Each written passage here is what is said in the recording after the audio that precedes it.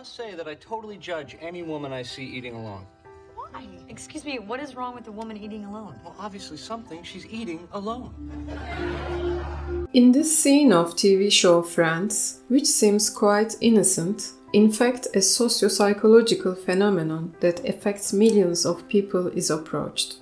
A phenomenon that includes even such an ordinary situation like a woman eating alone. We are talking about spotlight effect. In a simple definition, a person thinking that other people watch and care about them more than they do in reality. A person thinking themselves as under the spotlight, as being on stage, that everybody watches them. This is a situation that we may encounter all the time in our daily lives. It might be positive and negative. Like after being successful at something, thinking that all the people appreciate and admire you, or the opposite, when you make a mistake, thinking that everyone focus on that mistake and judge you.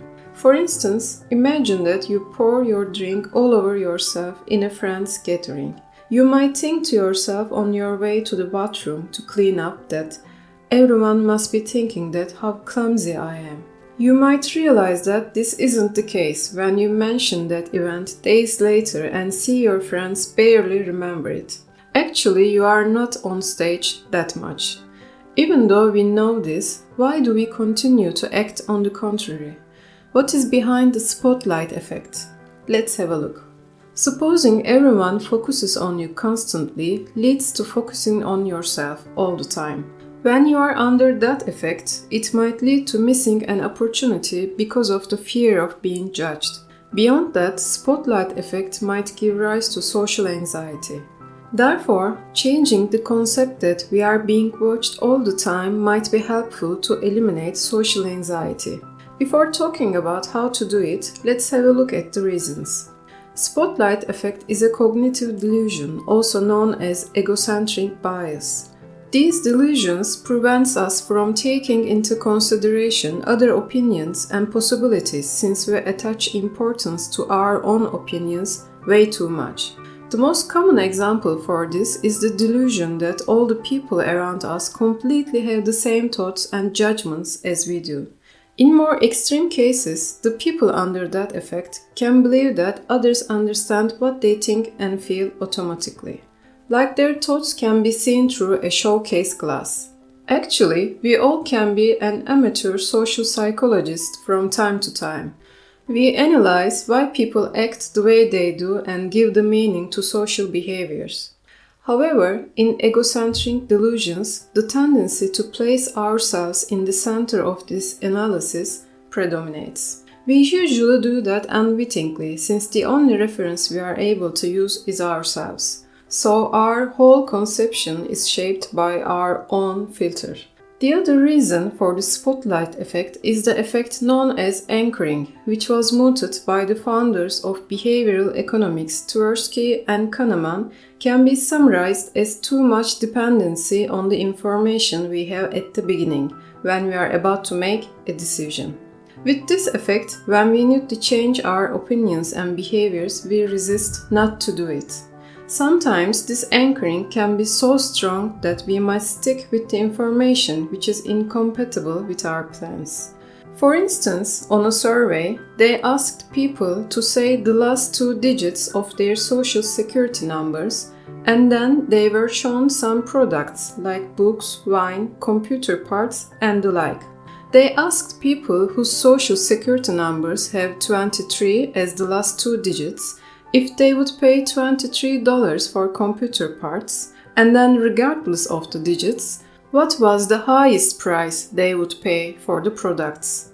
The experts who analyzed the results saw that people with higher social security numbers tend to pay more for the products. As you can see, anchoring effect might show itself even for completely random numbers. So what does it have to do with spotlight effect? As follows, that when we form opinions socially, we might be anchored to our own point of view, our thoughts, and to concepts like moral and ethics. We take the information we currently have as a reference.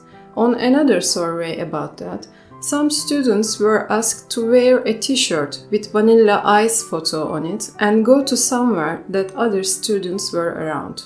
That is something which is regarded as embarrassing among the students during the time. The students wearing the t-shirts were asked to guess that how many of other students would recognize the t-shirt and the photo on it. Later, the other students were asked if they recognized the t-shirts. As you can gather, there was a huge gap between the guess of the students wearing the t-shirts and the actual number of the students who recognized them. The guesses were even higher than the double amount of the actual numbers. So we are talking about this when we say spotlight effect. When we make a little change in our hair, when we wear something unusual, when we do something which is a little odd, we think that everyone around us would immediately recognize it. For instance, a teacher who teaches for years might think that some days they lecture worse than they usually do, even though the reaction they get from the students are the same. As you can see, our own conception and the real world are so different. People don't care about us as much as we think they do. So why is this important? Like we mentioned earlier, social anxiety is one of the serious results of it. Plus, we might make wrong decisions as a result of egocentric bias. Realizing that people actually don't care about us that much is one of the most important realizations in life we need to achieve.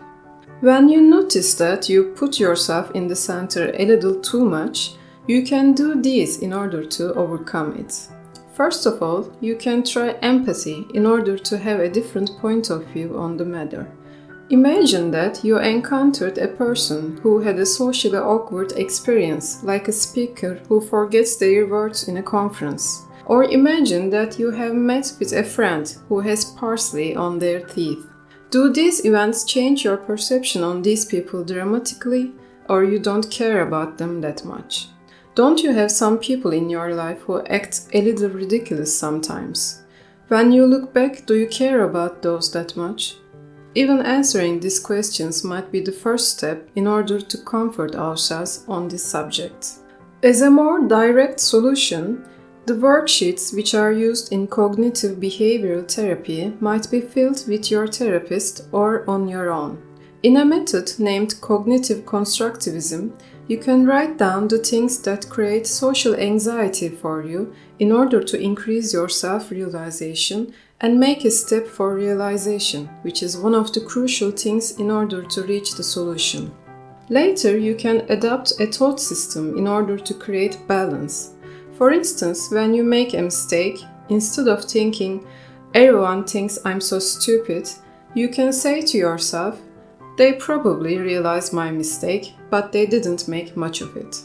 By the way, this effect applies to much more serious situations as well. For instance, for a minority in a society experiences this much more higher and might develop social anxiety. To sum up, this effect, which is shaped by the taboos in the society as well, can affect your choice of partner, job, and daily choices in life, and might alter your self-perception and reduce your life quality dramatically. It is important to remember that people do not care about us that much, and those mistakes that keep us awake at night are bigger just because we make them such. If that effect causes social anxiety and even affects your ordinary functions, it is important to get some help from an expert.